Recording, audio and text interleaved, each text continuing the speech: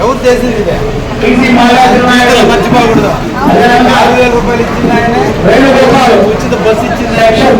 జీవితంలో ఆయన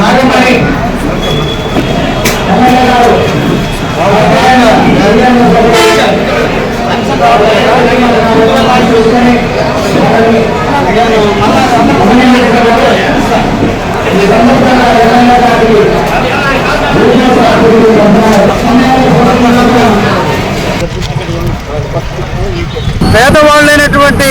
అందరికీ అండగా ఉండాలని, కుటుంబ ఆదరణకు లోనైనటువంటి వాళ్ళందరినీ హక్కును చేర్చుకోవాలని,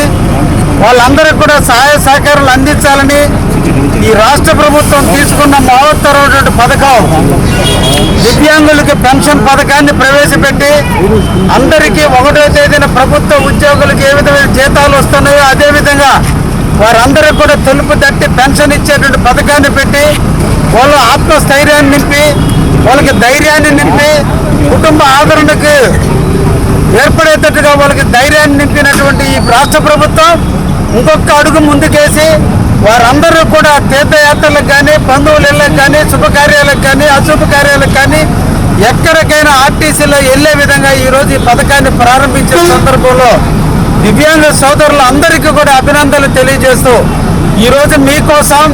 మీ ప్రగతి కోసం, మీ అభ్యున్నతి కోసం ఈ రాష్ట్ర ప్రభుత్వం నిరంతరం పనిచేస్తుంది.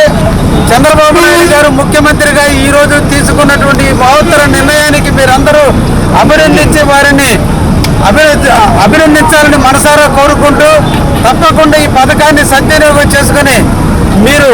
ఈ పథకం ద్వారా మీరు అన్ని రకాల లబ్ధులు చేకూర్చాలని మనసారా మీరందరూ కూడా ధన్యవాదాలు తెలియజేస్తున్నా.